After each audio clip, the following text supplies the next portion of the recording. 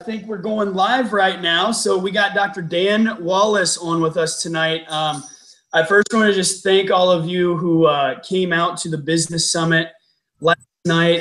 It was incredible. For the very first time, we got all the business clubs together on campus to come out and at least show the students that we do have a presence on campus and that we want everyone to be successful. So thank you for the ones that came out, and definitely show up next time. But we wanted to open this up to the entire club tonight because this is something that we do as in our advanced club. We do these calls with our mentors, with our doctors that really want to give back to us and really want to help out. And the reason why we do this is because we know we got a ton of questions. And a lot of times in our advanced club, we just need to have that face-to-face conversation and get them answered right then and there. So we wanted to open this up to the entire club so that way we could make sure that everyone was getting the information that they want. So that's why we do these live calls. So I'm going to go ahead and stop talking here, and I'm going to let Dr. Dan go ahead and introduce himself to all of you. And Dr. Dan, take it away. All right, guys. So what's going on, LifeU? Thanks so much for having me on tonight. It's such an honor to be here with you guys. For those of you that don't know me, my name is Dr. Dan Wallis. I am a life grad from December of 2014. Started my practice in June of 2015 out here in beautiful Fort Collins, Colorado. We started in June.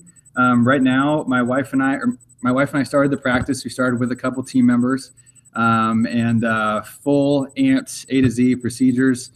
We trained very hard with Dr. Hess. And also in club the whole way through. Worked a lot, did a lot of screens, a lot of stuff a lot of you guys are doing, screenings all the time. Blessed to, get to see Dr. Michael's practice when they were early. So we saw a lot of really great stuff, amazing mentors. And practice has been amazing, man. It's really fun. Right now our office kind of averages right around 600 visits a week, give or take, 30 to 50 visits, kind of depending on the week and new ones and families and all that kind of stuff. So it's a lot of fun. I think that's the biggest thing. We're having a blast out here. So I'm excited for you guys. I quickly saw the list of questions, so I definitely want to pop into that to make sure we can go into it. But I'm excited to be on here with you guys. Feel free. I want to be transparent and right on with you.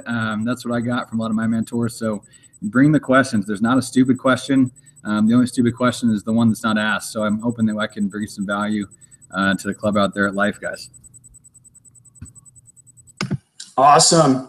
So, Dr. Dan, I also wanted to mention you just recently had your very first baby was born. So you want to talk a little bit about that? Yes, absolutely. See you guys. My team's just leaving. Everybody say bye to Team Elevate. Bye. They're amazing. Bye, Team Elevate.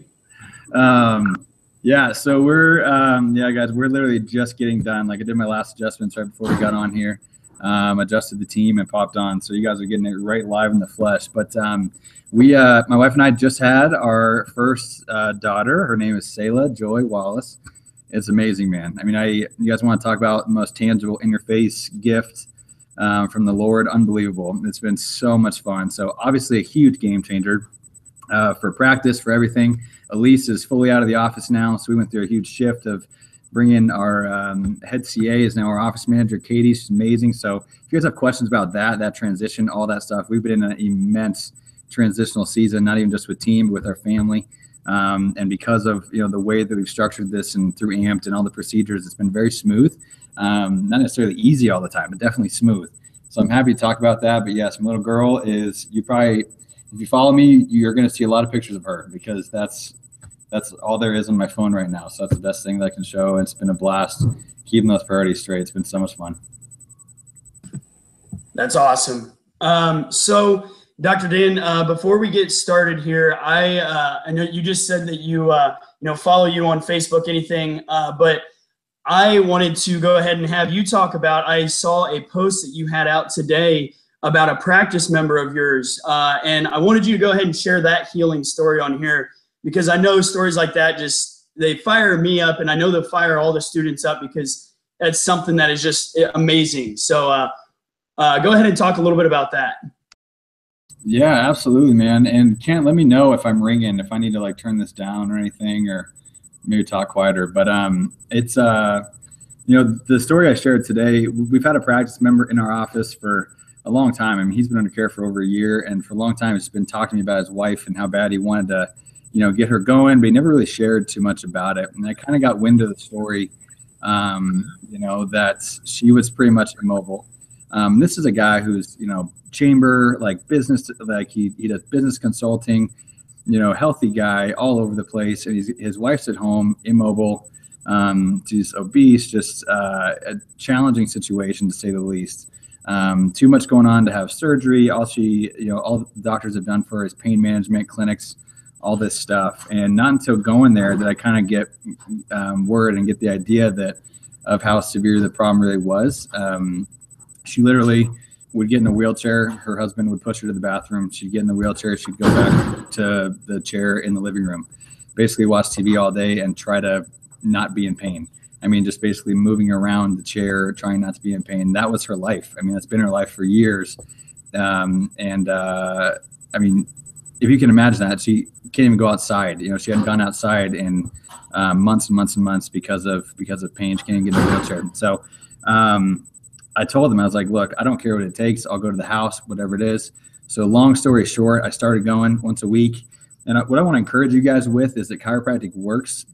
I know we get really fired up on technique and stuff like that in school and in club. I'm not a technique guy. I don't care. I like chiropractic. I like chiropractic adjustment. I like locating, analyzing, and reducing vertebral subluxation. I don't care how you do it. Because when I adjust this lady, it's literally she's in her chair. She leans forward for as long as she can stand it. I palpate, I use my integrator, and I hit it, and then she sits back. Then I go up. It's pretty much like flying 12 with an integrator from her sacrum all the way up through her neck. And fast forward, the post I made today was that we had a huge breakthrough yesterday. It's been a lot of encouragement, a lot of, encouraging her that her life can be better and just keep going. I drive to her house and adjust her every week. I usually stay there about a half hour and just kind of just chat with her, and just hang out. And she just more and more is getting more confident, had a lot of cool breakthroughs. But yesterday she stood up, grabbed onto her walker, and she walked across the living room, probably about 15 feet. I mean, I could almost bring tears to my eyes. And it seems like a small deal. That's a game changer for her. Her whole family was there. Wasn't too many dry eyes in the room. And the part that I highlight is that it's not about me. It's not about anything I'm doing, but she's the hero, right? Her body's made well. She's designed to be well. She can be well. And so we're empowering her with that. And so now she's encouraged because she can do it, and her family's all on board. Her homework is to do that once a day until I get back next Wednesday, right? And so we're just making tiny little strides. But, chiropractic works, guys. It's been really fun. So be excited because you never know, what you're going to do for somebody when you guys get out there. So I hope that's pretty encouraging to the students out there. So. Yeah, that's awesome, Doc.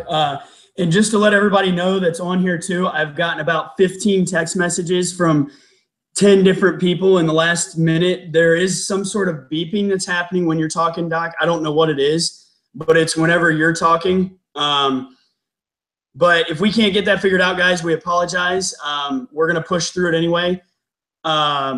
You gotta learn to cut out the noises, right? So, but thank you for letting me know about that. We do know about it. We're trying to get it taken care of. But we will go ahead and proceed on with the questions so that way we can get these answered because we do have a lot. So we are going to go ahead and start off here. So Evan Lichtenauer has the first question for you. So Evan is asking, he said, I know you've told me before, but he's trying to brush up. What is your business to business verbiage?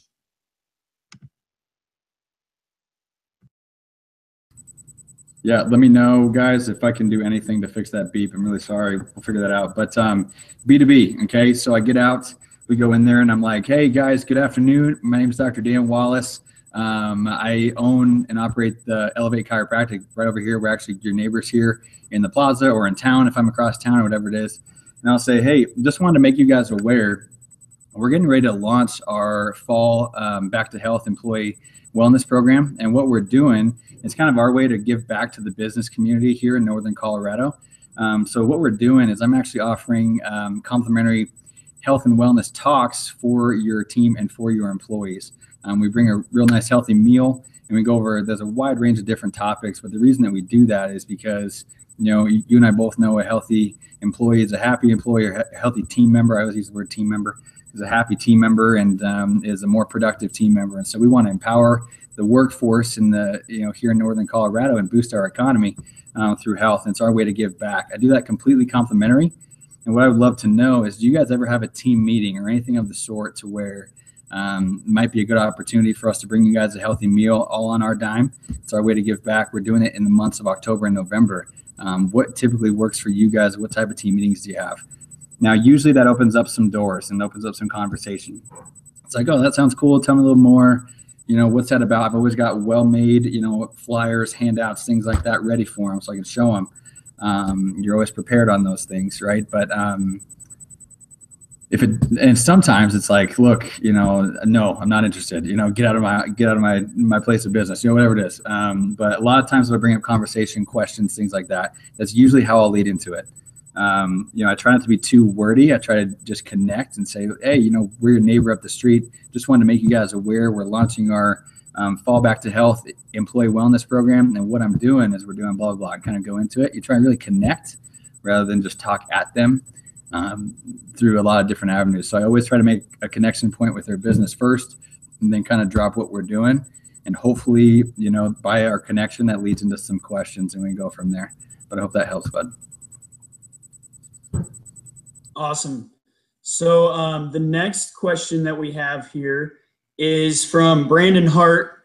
So Brandon is asking, what made you decide to open your office in your hometown? And I know you love this question. Yeah, it's a great question, man. Honestly, I didn't think that I was going to right out of the gate. We were looking in Denver. We looked in, and then long story short, and I'm going to try to be quick. I'm long-winded, so I'm going to try to get through all these questions. But we wanted to be near family, and the more my wife and I talked about it, the more we're like, yeah, we want to be near family. So we came a little further north. Like, if you guys know Colorado, there's some places a little bit north of Denver, Broomfield, Lafayette, a few different places. Looked there, and then honestly, this space popped up in Fort Collins, and we're like, that space is perfect. That's exactly what we want. It was a complete gray shell. It's the dimensions, everything, transfer of ownership, all kinds, basically everything just aligned, and we ended up in Fort Collins, and we couldn't be happier. We wanted to be near family, and now especially having kids, it's awesome. So in the beginning, I didn't think I would. My wife and I went back and forth on it. She didn't want to open up in Fort Collins, and then I didn't want to open up in Fort Collins, but she did, and we went back and forth. We just ended up here, and it's been awesome. It's been a really cool thing. The community's changed enough to where it hasn't been a huge deal, but it's been a lot of fun. Awesome. So we've got another question from Evan here.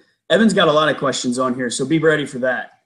But Evan is asking, what ways did you follow up with paid appointments before opening? So say someone paid 30 days before your ribbon cutting. What steps did you take for that, following up with? Yeah, so that usually happened with like a screening, right? Somebody would pay a deposit. I'm assuming that's what he's asking. I'm trying to find the questions. But somebody paid a deposit before we opened. We were just really good about calling them, okay? So, we called them, and especially because at first we didn't know our hard opening date. So we made sure to follow up with them often, but we made all the calls 3 weeks out. We made them all again 1 week out. And confirmed all the appointments. So we called everybody that was on our list. We had 200 and some people on our books for that first week, 230, I think. And so we called everybody twice, 3 weeks out, possibly even 2 weeks out, and also 1 week out, and confirmed. That was the biggest way we followed up. I didn't really do a lot of email at that point. Still don't, if I'm being transparent. So a lot of phone calls. Nice. And just so that way everybody heard that, you had how many people in your first week, did you say? We had 230 on the books. We didn't see 230. We saw 193 was how many people came through the door week one. So it's incredible. That's awesome. So, okay. So let's go ahead and find a question here. So we have a question here from, let's see here. So we got a question from Brian Lichtenauer. He said, what has been your biggest improvement in your table talk? I would say really making sure, I was laughing about this today actually because Dr. Natalie Netanovsky, everybody's been doing like the, tell me something good and like, Netanovsky 2020 looks amazing.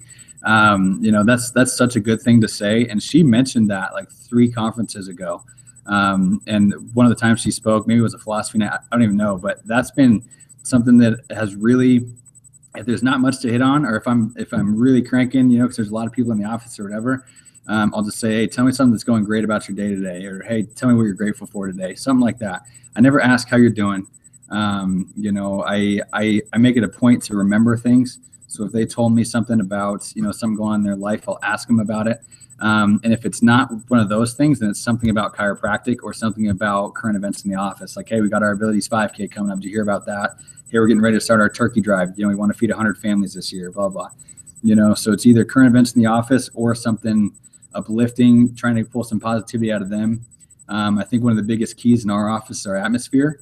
People comment on that constantly. And I think a part of that is just the way that it feels when you walk in and the conversation that's being had. It's, for some people, it might be the only bright spot of their day, right? So we're going to make sure we're very uplifting, bringing as much life as possible, and asking them something great about their day is cool because you get to know them a little bit more too. So that's awesome. So our next question here, Evan is asking, and I'm asking this also because I'm curious, did you partner with any charities for your ribbon cutting? I did not partner with any charities for it. I think it's a great idea though. I think you should. That could be a way if you wanted to try and take deposits, for your, for assessments from your tours and stuff like that at your ribbon cutting. You could totally do that. I think it's a great idea. But you certainly don't have to. I didn't, so I don't have much on that one, but I don't think it's a bad idea at all to somehow do some donating there. But comp stuff in the beginning too, it works. It really does. I think we'll talk about that probably with some health talks too. But yeah, it's great. I think it's a great idea, Evan. Cool.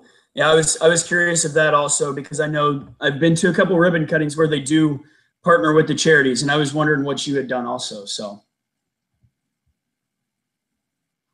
okay. So Evan also asked, how did you do your architectural drawings before meeting with the architect? Graph paper? Yeah, literally graph paper. And it's so fun to look back on that. In like some of the business classes before they were good, at life, some of them are probably really good now, but, we'd sit there and draw our dream office space, on graph paper, or those programs on computer, or whatever. And I found my drawing of my office not too long ago on graph paper. So yeah, I just did it on there and I took it to an architect and I was like, hey, this is kind of what we're looking at. And I got as close as I could. And it actually wasn't too bad. You know what I mean? If you get really detailed, you can get pretty close. But yeah, I did it on a piece of graph paper and it's fun to look back at. So I have a second question along with that. So when you did your graph paper, you did it on graph paper like that. How did you know how to draw everything out if you didn't know the square footage of the office? Yeah, and I would caution you to don't waste too much time with that. It's fun. It's fun to dream, and you should, but it's going to change immediately once you actually find your space. So I did it like really detailed on graph paper when we actually were getting close to signing a lease, or at least really knew that that's the space that we want. So then you spend some time on it. I admittedly wasted tons of time in these classes, like, planning out spaces that I wanted. You know what I mean? But then what are you going to do with that? Because it's probably going to be different. So, yeah, once you have the space, then you can go all in with it. But I mean, have fun with it though. It's fun to dream. It's fun to vision cast, and you'll be successful doing that. So I think you should. Okay. Thank you. So our next question here, we have Jesse Ventoso. He is asking, he said, can you please elaborate on how you and Mrs. Wallis transitioned roles in the office when you were expecting? What was the process like when she had less of an office presence? Jesse, that's a great question, and it's a really important one because a lot of you guys are going to go through that at some point in practice, and if you're not prepped for it, it's very challenging. I would say, I mean, you guys literally you have to realize how fortunate we are to be in AMPS. Like, everything is right here at our fingertips. So many people have done it. You guys are very, very blessed. I am very blessed to, have it as well. We're fortunate to be a part of this group because you have a lot of resources, but we knew it was coming down the pike, right? So we started just gradually planning for it, meetings, a year ago, even, because we knew this year Elise was going to take some time out of the office, with the goal of, where we're moving forward. And then she got pregnant, and we really knew that it was going to happen. So building the team around you, I think, is the most important thing. Really encouraging your team, longevity with the team, all that stuff. The most important thing in your practice, in my opinion, is your team. So building them around you and then empowering them with moving forward into new roles. So we sat down with our head CA at the time. We said, hey, this is what's happening. We want to start to transition you into our head CA role, then eventually into an office manager role. And just encouraging her with that, how much we think of her, what that looks like, but then giving her the tools, like writing out what that looks like and the steps she needs to take and what her daily tasks are like. And so Elise played a major role in all of that stuff. And then you kind of have to trickle down backwards the other way too and say, okay, now our next team member is moving up into head CA role and kind of front desk quarterback, FD1, whatever it is. And so, it's a lot of planning, a lot of preparation. And then for me, being really making sure, and we're still having conversations, improving my communication with my team, making sure I'm loving on them, making sure they're encouraged. I tend to sometimes get kind of sharp and fast, and I have to really watch how I communicate and make sure that they know where I'm coming from, where my heart's at, and that we assume the best about them every time they walk in. So it's been a learning process for sure. And I want to make sure I answered the parts of that question correctly, Jesse. I'm looking at my phone here. What was the process like? Yeah, I would honestly just say encouraging the team and building them around us, make sure we had enough people was the biggest thing about it. Cool. So our next question is coming from Laura Nucatola. I hope I said that right. Laura, she's wondering, and she was, she's just curious how you would adjust somebody. I don't know if you have had anybody that has ankylosing spondylitis. She's curious to know how you would adjust somebody with that. Yeah, I don't have anybody that has AS, in my office. If I did though, I mean, I'd analyze their films. I'd be really objective with what's moving, what's going on, probably be very upper cervical, in nature, and start there. If they're to a point that they're not, able to lay down or anything like that, I adjust a lot of people out of a chair if they can't move well. Probably focus upper cervically, but I'd probably analyze them objectively the same way. And just see what's moving, what's safe and effective, and be just really general and really specific. So. Awesome. Perfect answer. So we've got another one from Evan. He's asking, and I love this question, what are the best strategies to take payments at a health talk? So do you bring a team member and use the square? Like examples of how you would do that. Yeah, we do. Excuse my phone, guys. I'm at the office here, but yeah, I do bring a team member, and we also take a square. And Dr. Hess talked about this last night on the Hangout, and I think it's really important to note that at certain times, and if you really feel confident about it, you can. It's a great thing to take deposits at health talks. Out of the gates, I want you guys to understand it's okay to go out there and maybe not take deposits. Go out and just fill as much as you can, get as many people on the books as you can, follow up like your life depends on it, and go for it. Now we do it a little bit differently, where we donate the money to charities and stuff like that. The way we close that's a little bit different. But to answer the question though, yes, we do it on Square, right there at the talk itself. So, or cash, obviously. Awesome. So our next question is coming from Jesse again. Jesse is asking, he said, being in the office, it was evident that your team ran smoothly and effectively. What steps do you take to pour into them? And are you guys continually refining office procedures? Yeah, I mean, the answer to that is yes. We're constantly training, constantly refining. And, for a lot of our team, 2 of them now are coming up on, over 2 years with us. And we've been open for barely over 2 years. So pretty much most of our time open, we've had a couple of our team members, and that's been huge. To have them for a significant amount of time where they're on mission, they've gotten results, their friends have gotten results. So they're fired up, they're all in. But finding the right people, man, is really key. And I mean, you really can't teach emotional maturity. I think that, I hope, is gold for you, because if you can sort of sniff that out in an interview, I promise you will save yourself a lot of headache. People that kind of just contentment, emotionally mature, and are willing to learn and willing to dive in is so key. And so because of that, now that they aren't catty, they're not, at each other's throats or anything like that. They want to work together. And yeah, we definitely pour into them. I've gotten a lot better. And I think that's one of the questions about leading them well, opening up a little bit, being, having some fun. We do fun things together. So we are a team. And I do a lot of, encouragement, because I do trust them because they've earned it.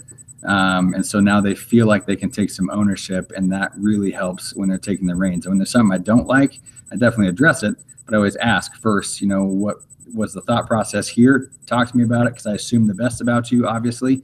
And then let's see if we need to make some changes from there. So it's just a change in sort of how we lead and how we do it, but that helps them run efficiently.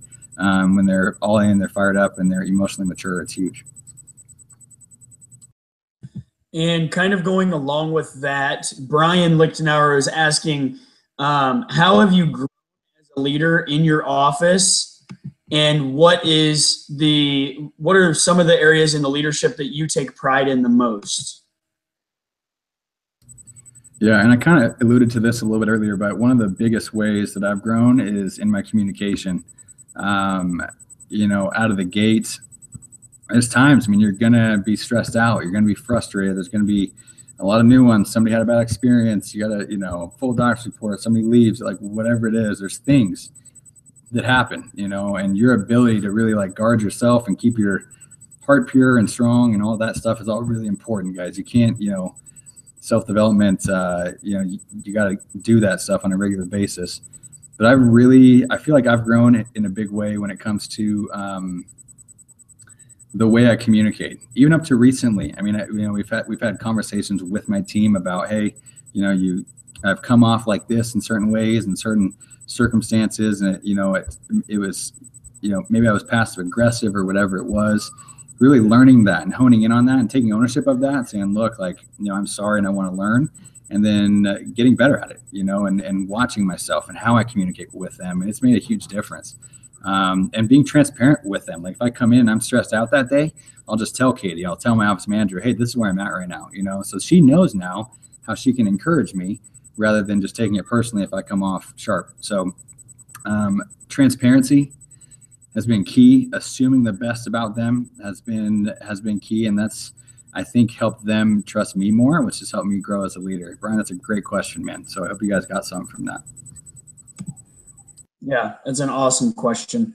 And then Jesse was asking, he said, so in addition to screenings, you did 40 health talks prior to opening. Looking back on that, would you have allocated your time differently, or would you do it the same all over again?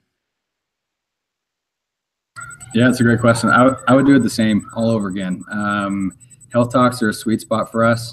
They're bread and butter for us. We typically get a pretty good turnout from people that sign up at a health talk.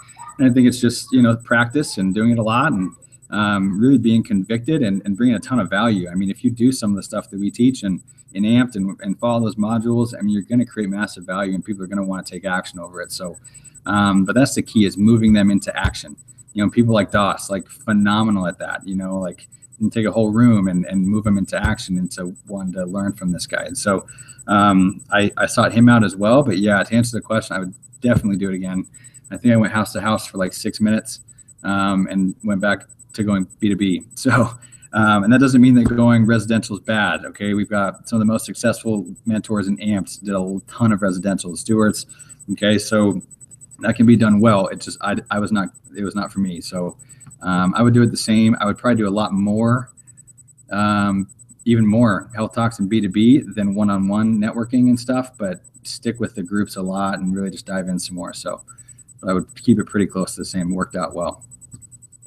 I'm really glad you mentioned the Stewarts there, because that's what you said. You went residential for about 6 houses, and what did they go? They went for like, didn't Dr. Sam almost get the cops called on him? And oh yeah, Dr. Claire was pregnant. I mean, those guys, phenomenal mentors. Those guys are amazing, and they still get people that like, hey, you came to my house 7 years ago, and so it can definitely be done well. It was probably a headspace thing for me, but we were just having a lot more success setting up and doing health talks, so I just went back to that. So for those of you who don't know, Dr. Sam and Claire Stewart, they are in just north of Nashville, Tennessee, and they had, starting off, over 3,000 contacts, I believe, and which is just people. 9,000. Was it 9,000? Wasn't? See, I was shorting it. They had over 9,000 contacts that they had just gone house to house, and they've gone business to business, anything, before they opened up, walking the pavement to get people. So the hard work is there. You just got to put in the time. Next question is from, here's a good one, from Thomas Keogh. He is asking, what is your end goal? My end goal, Thomas, that's loaded, bud. I love it. My end goal, I guess, would just be to be known as a man who loves Jesus and was not afraid to be bold about that. Loved my wife like there was nothing that could ever come between that, and was an amazing husband, amazing father, and just passionate, and wanted to make a difference, and somebody that makes a difference. I guess that's my end goal in life in general, right? So to not be silent about the things I'm passionate about and to encourage others. I love leading people. I love influence. I always pray to just, for that kind of stuff, but I love the opportunity to continue to have influence on people, whether it's through chiropractic or through whatever, man. That's definitely an end goal for me. But if it was nothing else, I definitely want to be known as a man who, ran after the Lord and was a great husband and a great dad. Those are the most important things to me. Now, end goal in chiropractic, man, I've got huge goals for chiropractic. I mean, that's huge. And we're just tip of the iceberg here. But we definitely want to make a huge splash. I want to encourage people in our profession. I want to encourage communities to understand chiropractic and, have millions of people getting adjusted because of something that we do. So it's, I guess, to answer that question, I could go a million ways with that, but if I had to, in 3 seconds, answer it, I guess that's how I would probably do it. So. Awesome. Next question is from Jesse. What advice would you give to a husband and wife teams to keep office activities separate from home life? That's key, and it's hard. It's hard to do, especially in the beginning when your life is starting this practice, and there's seasons, where it's probably not balanced, right? But we like to use the word harmony and AMP. Dr. Amanda used that years ago, and it's awesome. So there's going to be times of that, but to keep it separate, I mean, it just kind of comes back to leadership, I think, too. So knowing that, hey, we're going to do a date night on Wednesdays, and that's that, and that's what we're doing. We're not going to talk about chiropractic. We're not going to talk about the office. And we might for a little bit because it's still fun. I mean, we love what we do. So we talk about it, but then it's like, hey, let's talk about what's next. Let's talk about, what we want to do together at home or some of our goals or whatever. Let's just connect it for a little bit and put the office aside. So I think it's really about intentionality. You got to be intentional with your spouse. I constantly have to work on my language and not like the words that I say, but maybe how I say it, the tone that I use to get out of driver office mode and into I'm a husband mode. Those are important things to be wise about the barriers there. But was the question more about separating the two, husband and wife team? Yeah, it was more of just how do you separate? Like, how did you and Elise, when she was in the office full time, how did you guys keep those things separate? Like, if you had any sort of tactical ways or anything? Yeah. I mean, you have to be intentional about it. You have to talk about it. but then also, come around like communicating well through, hey, right now, we're running the office together, but at the end of the day, you're my wife, and I love you more than you're our office manager, right? So that's always key, So for me, it was mostly about watching my tone with the way that I kind of drove, or the way that I wanted to get stuff done, or whatever it was. For some, females that might be more emotional than me, it could come off as like maybe an attack, or she's doing something wrong. So I had to work on that and be like, hey, this is what I'm seeing, and just communicate really well, be intentional, and set that time to where, you're going to have intentional time that's outside of the practice too, especially if they're sacrificing to help you open. They're not a doc. Really important that you set that time and just put in the schedule and make sure there's a lot of intentional time that's not about the practice. Yeah, take notes on that one for sure. I remember when I was out there for an event screening for Dr. Dan and Elise for Elevate, and I think it was a Friday night, and you sent us a message and said, hey guys, just go ahead, come in the door, we're going on date night. You had date night planned, and you left the house open to us to hang out, and you guys went on date night. And that was something that I saw that really resonated with me, because it didn't matter what was going on in life. It didn't matter who was out there. You were making sure that you were taking that time with your wife to be together. So I really appreciated that, if I had never told you that. So our next question here is from Brian Lichtenauer. When searching for a new team member, do you look for specific qualities to fill a specific position, or do you search for someone who has overall characteristics that are congruent with yourself and the office? I would say the second part for sure. And the reason is because, there's not really necessarily certain qualities that need to fit a certain role, especially in the beginning. Your team needs to be cross-trained to do everything. So even if they're kind of, introverted or whatever, maybe they like back office, maybe they like, doing that kind of stuff. They need to be able to come out and do an assessment and do a reassessment and bring value and open a doctor's report. So, you're really going to cross-train. So I wouldn't hire based on, a position necessarily, but definitely a character quality. And definitely team dynamic and team atmosphere and team congruency and team everything. Before we hired our most recent team member, we were really nervous about it because we had a phenomenal team. We had 3 girls. They were full-time and were amazing. And we're like, we don't want to screw this up, And so we really looked into, okay, what, and Elise and I talked a lot about what qualities are similar amongst these girls. And they're all very different. But, who's going to bring a lot of value, and what type of person do we want? And so we ended up finding a practice member that fit perfectly, and she's been amazing. I would definitely, you can't really teach character, okay? And you can't teach emotional maturity, but you can teach procedures, and they love that, and you can teach, you have the tools, you have the scripts, you have all that stuff. So definitely look for good character, look for people that are going to bring up the atmosphere, encourage your community, and then teach the other stuff.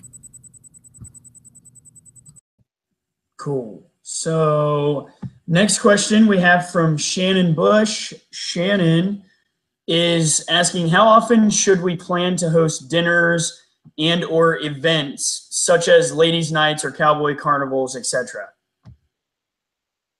I think that's a great question. And I think, it's probably a little bit different for everybody.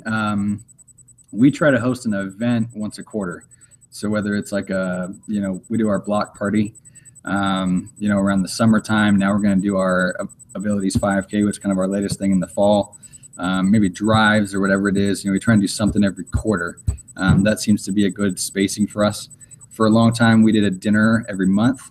I know for a long time, Dr. Michael did them every 2 weeks. I think a couple dinners a month. That's a lot for me, but they crushed it doing that. And one of the most successful offices of all time. So I don't think there has to be certain parameters. I think whatever you and your team can handle. I would say don't not do them because you feel like it's too close. Do it anyway, and do a great job. Now we do dinners about every 6 weeks, and we do a big event every quarter. We do as many screenings and talks as we can. But as far as the events goes, that's kind of our timeline. I hope that helps. Perfect. We have another question from Shannon. She's asking, in your opinion, is it better to hire 2 CAs out of the gate or wait to hire the second one after the office has already grown? I think you're always going to want to base that on growth. You're always going to base that on capacity. I think there's a lot of factors to that. Shannon, are you starting with the spouse? Are you starting solo? Where are you at? Like, really, I mean, are you going to put 200 people on the books? You want probably 2. Do you even desire to do that? Then maybe it's 1 and grow into needing 2. You never want to over hire. So, I think you have to just kind of be really cautious and very wise on, and seek out some mentorship, whether it's any of our AMP leaders, myself, whoever, and just be transparent on where you're at and what your goals are. And then they can probably help steer you in the right direction, because you don't want to have too much overhead in the beginning. You really want to keep that low. And so you have a healthy base, healthy balance, and you can build that sucker quick. And then, it's really good to be bursting at the seams and then have to make moves. But you also don't want to be too late on hiring. So there's a lot behind that. I would say, depending on where you're at, start with 1, possibly 2 if you don't have a spouse or something like that.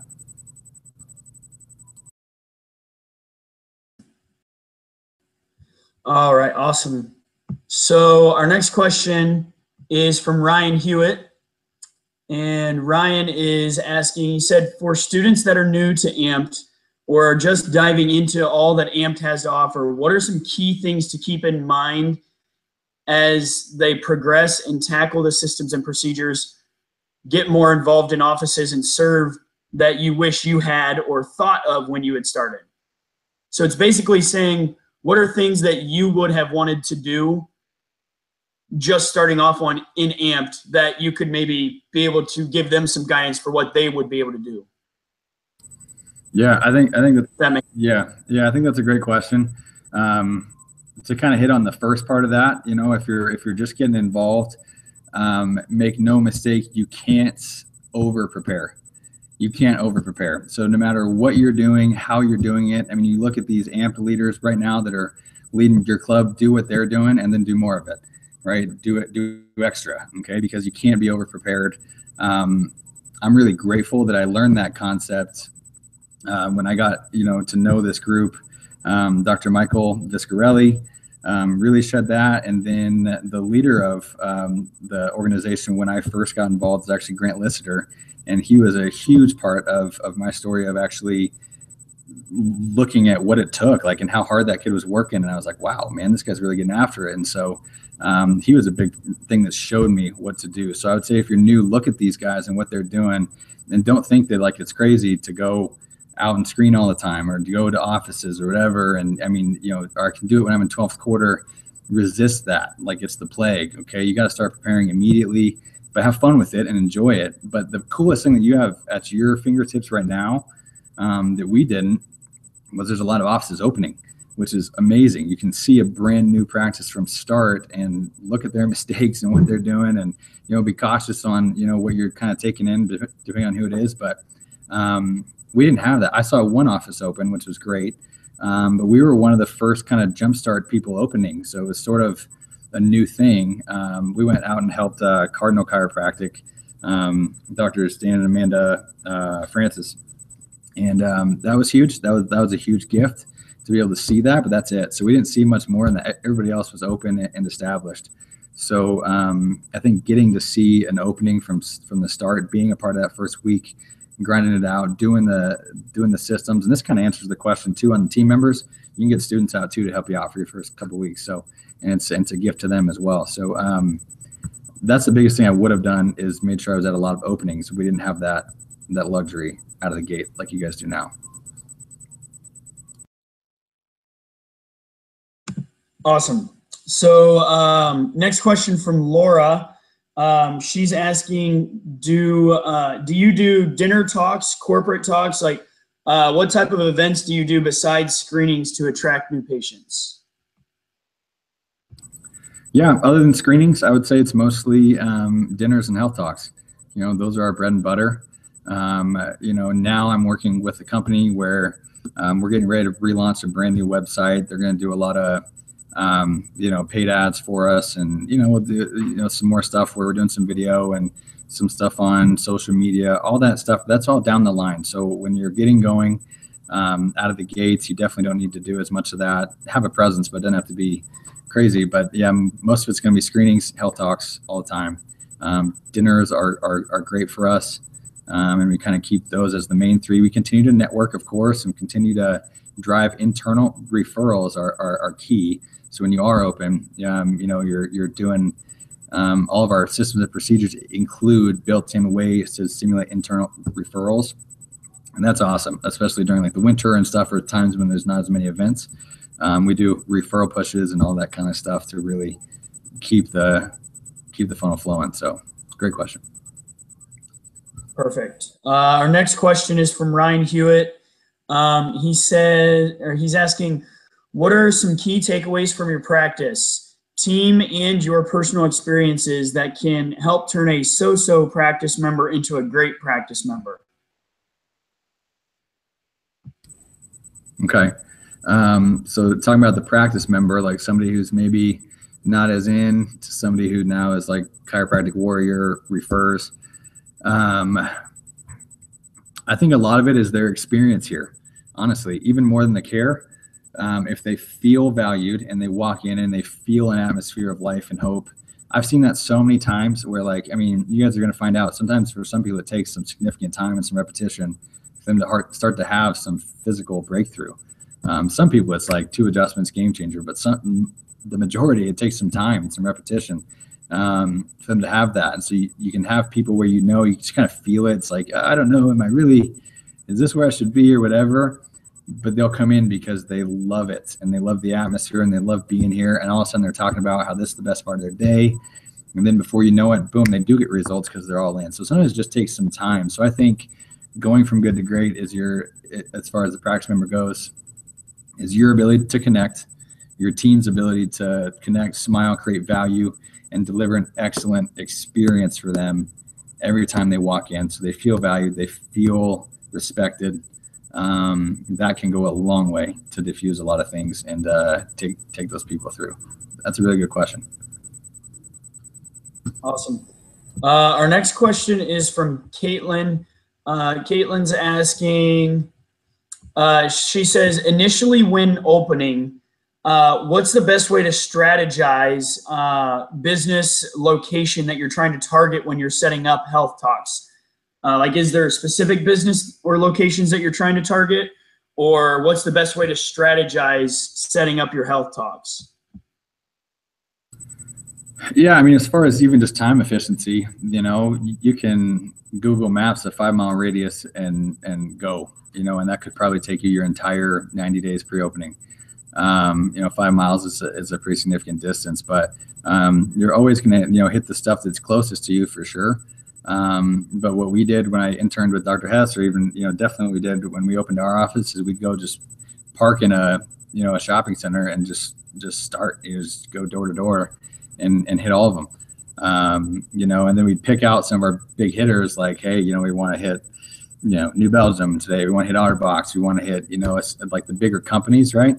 So those would be kind of the icing on the cake. We kind of plan for those, have some fun with it.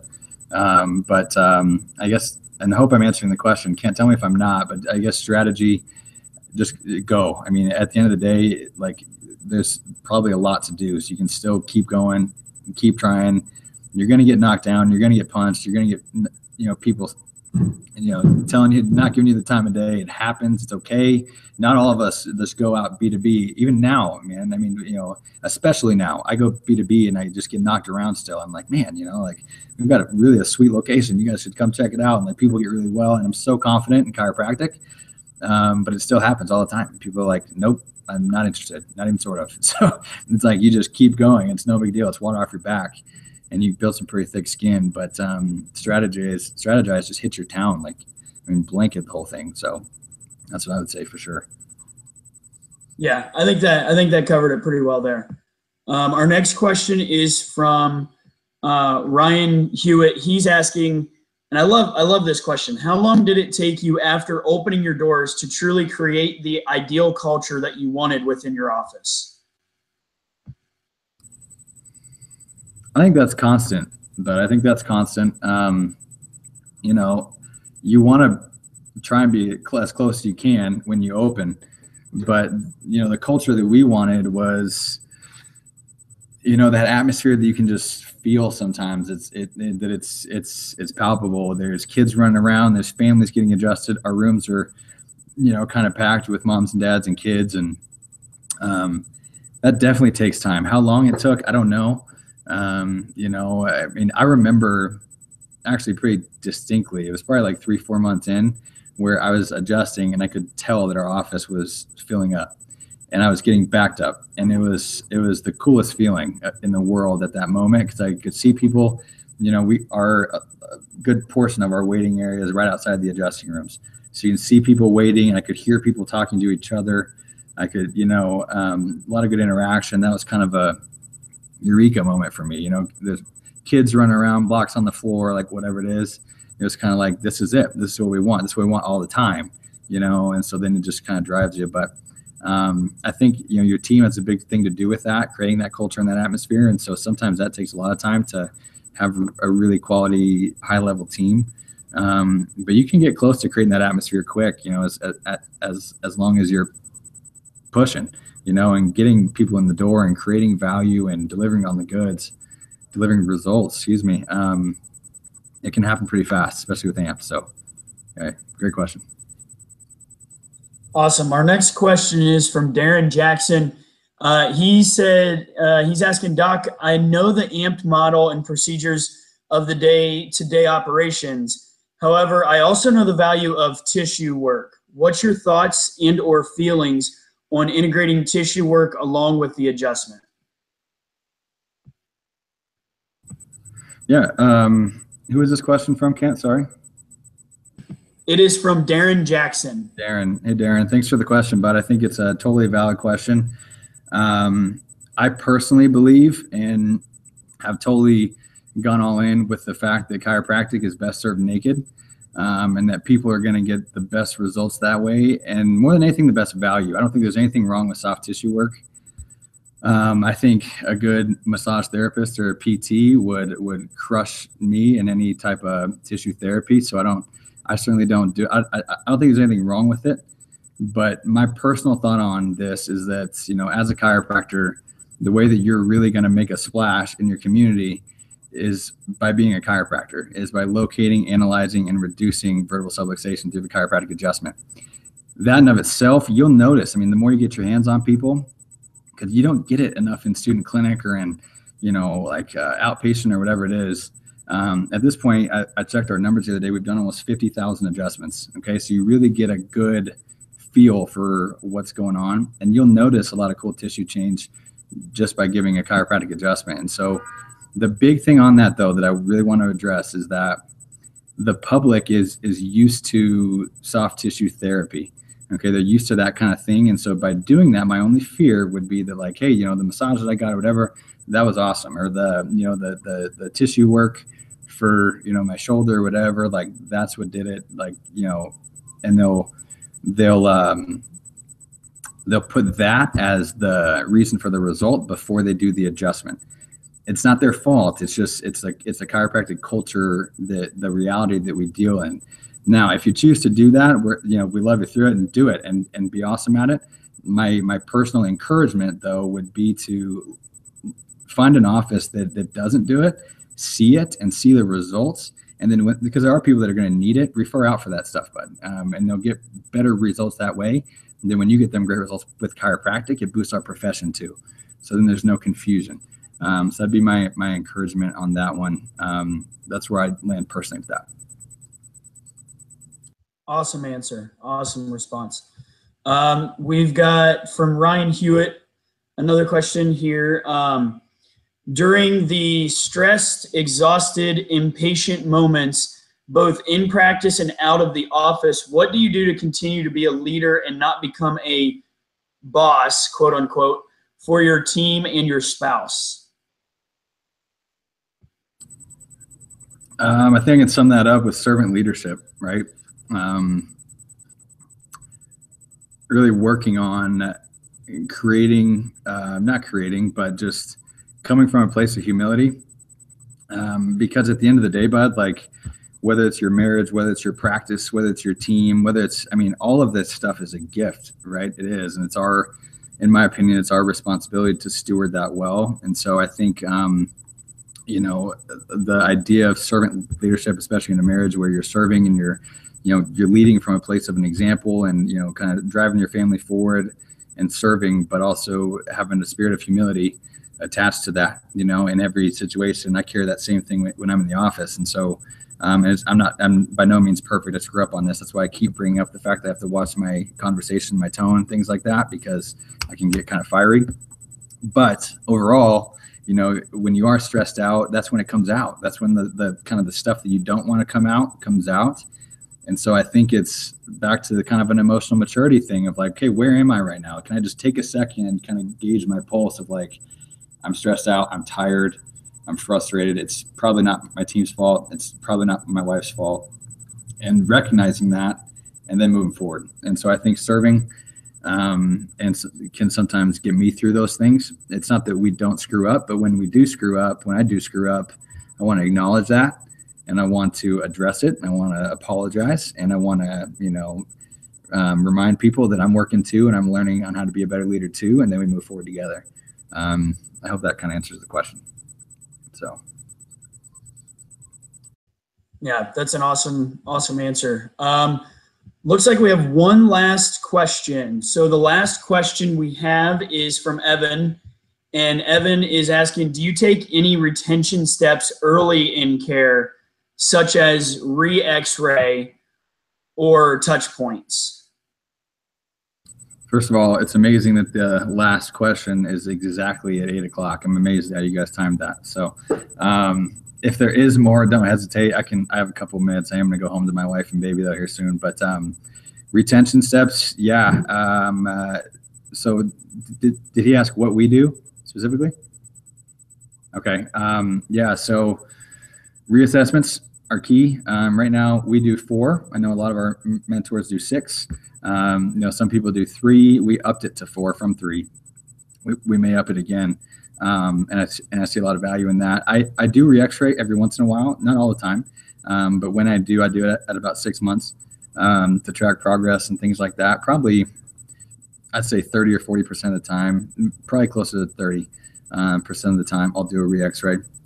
But mostly just using the technology. We use Insight technology, thermography, and also SEMG are our main things. And so we use those as objective data tools to do the reassessment, track progress, build value, encourage them in their corrective care, and excite them about their proactive and preventive maintenance care. We're always talking about that because they're never surprised about the next step.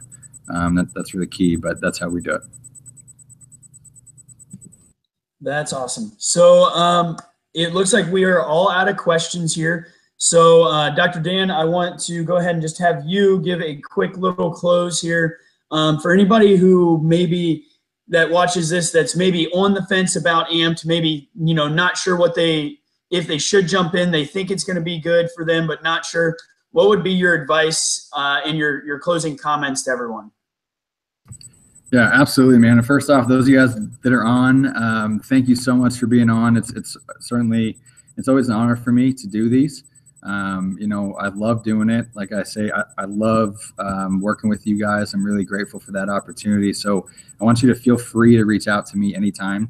You can call me, you can text me, you can Facebook message me, email me, whatever. And I promise you, I'll always do my best to get back to that. Some of these guys know sometimes I can miss some things, but I promise you I'll always do my best. And I want you to feel like you can engage. One of the coolest things about AMP, especially if you're new, and one of the things I love is that you don't have to feel like you have to walk on eggshells around docs. I mean, you can look at people and think, oh man, they have a great practice. I kind of feel like they're on a pedestal, and that's not how this group is. Okay, we're a mastermind. We're in this together, and you can reach out and you can jump in. There's not going to be a better group that you can learn from in this way. And I would also encourage you that no matter where you think you sit, Like maybe you're not like, I'm like, I don't know if I want to hard charge entrepreneur, start my own practice from scratch. That maybe that freaks me out. So maybe I want to associate, maybe I want to do something kind of in the middle. There's options, you know what I mean? And so I would just get to know some of these leaders, have them connect you with docs that they think might, you know, resonate, and jump in. And I can tell you that the proof's in the pudding. All of us that you're seeing doing these things, we all did very similar things in school. And that's what you're seeing a lot of your AMP leaders doing right now. And so just listen, be humble, learn. I wouldn't get too attached to any ideas or anything yet. Just be excited about chiropractic and be excited that you're going to get out and you're going to help people and you're going to make a difference in the community and you're going to make a difference in the world. I mean, honestly, you never know what you're going to do out there and how far that's going to take somebody else's life. And so it's a huge honor to be a chiropractor. You guys are in an amazing profession. So when things get tough, when you know, OSCEs are tough or whatever it is, reach out to us, have some fun, and get into offices as much as you can. That's a key difference from really quick success to kind of slower, is the more time you can live in a practice that's doing it. So you're welcome at my practice anytime.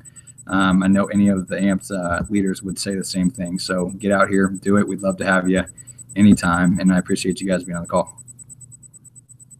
Awesome. Thank you so much, Dr. Dan, for being with us tonight. I know taking time away from, you know, your wife and kid, we really appreciate it. So I want to speak for everybody saying thank you so much for that. And thank you for everybody who was on tonight. And now for the people who are going to be watching this later, thank you for watching this later as well. But also thanks for watching along with the beep that we had going on. Don't know what was going on there, but this call was awesome. A lot of good questions asked and answered. So Dr. Dan, thank you so much. And thank you guys so much. And we look forward to seeing you all in club this Wednesday night at 5 to do office tours. Thanks, guys. Have a good night. Thanks, guys.